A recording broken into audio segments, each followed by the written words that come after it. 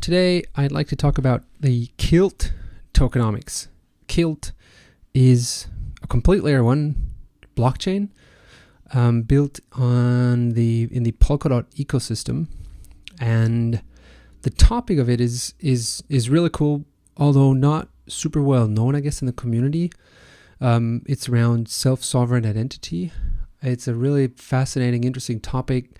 It doesn't get as much of hype or attention as other topics, and that, yeah, I don't know, maybe it's because of the token. I haven't really figured out why, but it is super interesting. So the whole concept is around issuing and moving credentials around, and so that it enables a user to hold their own credentials.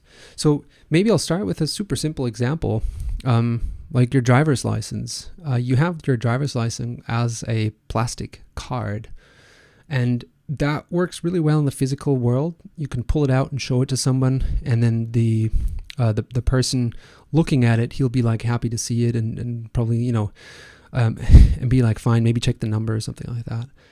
But in the online world, that's really, really hard to do, because you could take a photo of any driver's license and then Photoshop it, change the name, things like that. It's really hard to prove your identity online. It's harder to fake a plastic card, I guess.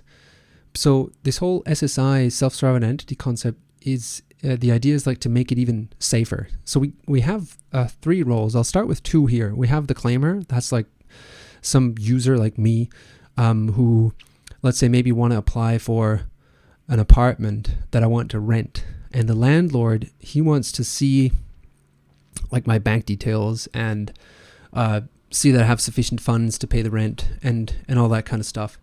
And so I reach out to my bank, to the attester in this piece, kind of, and ask for the credentials to issue like a bank statement. I'll go to their website probably and download a bank statement and take that. And then in most cases, and that's the scary part, I would take this thing and present these credentials to the verifier. And often, like here in Australia at least, you send it to some real estate agency.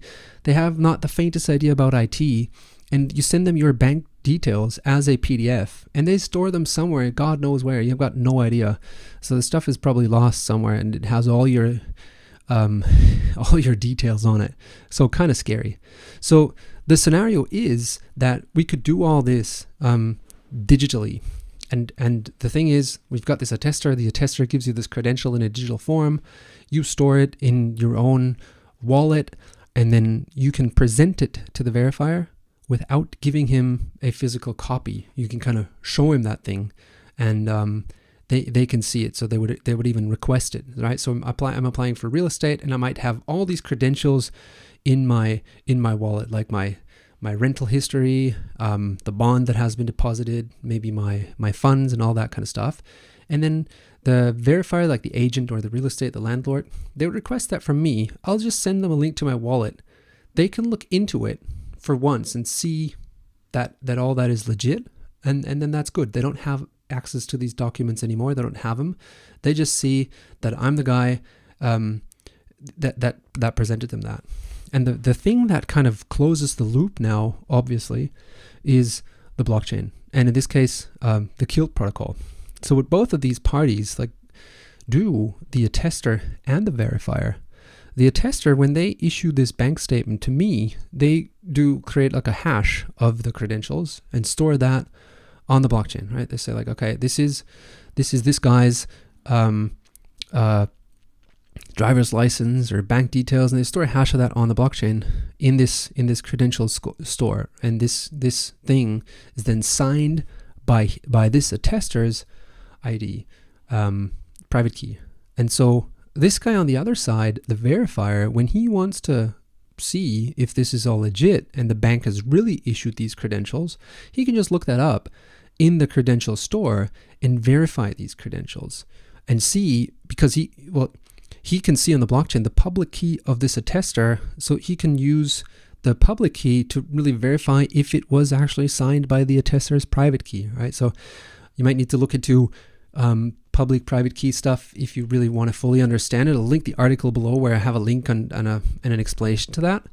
But yeah, that's kind of how this dynamic works. So the verifier has to trust the attester that he's actually issued these credentials in a proper way, and he can do this now by checking on a blockchain. That makes this whole system kind of really, really safe and secure in comparison to what is currently happening in the online world, where you take like a photo of your passport and things like that. And it even makes it better than the physical world, because you can even fake a piece of plastic, right? But what you cannot fake, unless you would get the private key of the Ministry of Roads or whatever it is called, that issues the driver's license, unless you get their private key, you cannot sign a document that issues a driver's license, right? So this is a really interesting topic, and I've been in conversations with lots of businesses that are looking into this to use it in their supply chains, in general, like in credentials. HR is interested. Super interesting technology in general, I think. And so yeah, the Kilt, this is then stored on this Kilt blockchain, and Kilt makes some money with that. So the claimer would typically pay the attester for the service. Obviously, not in the case of a government. I guess you already pay taxes, so you don't have to pay it again in most cases. So you'd pay that, and then this attester, they would then pay transaction costs in this Kilt token. So they have this Kilt tokens, which is the native token of the blockchain, 290 million of that, and they pay that for credentials, trust hierarchies, and other stuff that can be created as part of this self-sovereign identity system. So they pay these costs, and that's kind of how the Kilt protocol has revenue and creates demand for their Kilt token. The other interesting thing, and I've have like a little section on that in the article, that they want to build up these trust hierarchies. And I think this is where like whole ecosystems could be created, where an attester that is trusted by verifiers could delegate their trust to somebody else and say, like, I trust this other guy to validate or to issue credentials as well. And then of course the verifier has to decide if he also trusts that other guy, but it gives him more credibility than if he would just show up and say like, oh, I can create you some credentials, right? So if he gains the trust for that, he might be able to also create credentials. And the thing is here, then the attester can kind of collect a fee of what he takes for the service. So one person who's like a very accredited, reputable attester, he could then delegate his trust to others and collect fees and build like whole token revenue streams for himself on top of this model while still paying the Kilt blockchain. So this is kind of something that could create a lot of demand for this service, I guess. And then lastly, this is really more of the technical blockchain aspects. So of course Kilt has a treasury. The treasury is filled by some protocol inflations. So some of these are vested and distributed out to collators, which I think are like validators is what they call it. And then because they stake and receive an APY, and then they have delegators, like in a delegated proof of stake system where you delegate your funds to somebody else to give him that role, and you get a piece of the fees. And protocol inflation puts like, I think 10 million of Kilt over 5 years into the treasury, and then also incentivizes these other two roles here, the validator and the delegator or the collator, and they distribute inflation to them, distribute tokens to them to incentivize them to participate.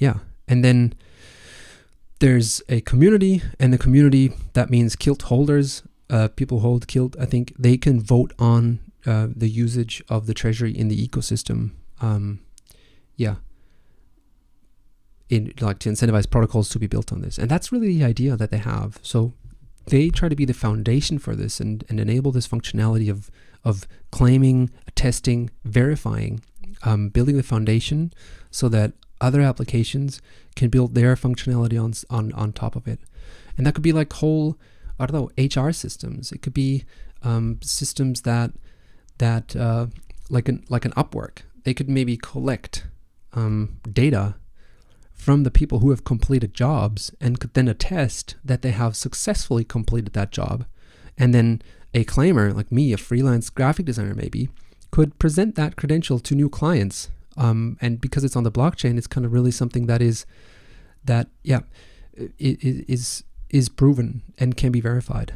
So yeah, super interesting. And the Kilt token is embedded into that somewhat with fees, so it makes it really interesting. I think it's a small project, or not a small project, but a relatively unknown project that hasn't gotten so much hype, but I really like this whole SSI topic. Anyway, I hope this was helpful. Thanks for watching.